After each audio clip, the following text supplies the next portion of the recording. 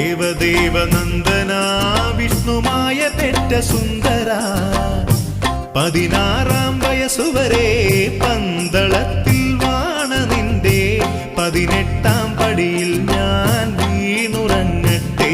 സൂര്യപാദപത്മകാന്തി കണ്ടു ഞാൻ ഉണരട്ടെ. ദേവദേവനന്ദന വിഷ്ണുമായ പെറ്റ സുന്ദര 16 വയസ്സുവരെ പന്തളത്തിൽ വാണ നിന്റെ 18 പടിയിൽ ഞാൻ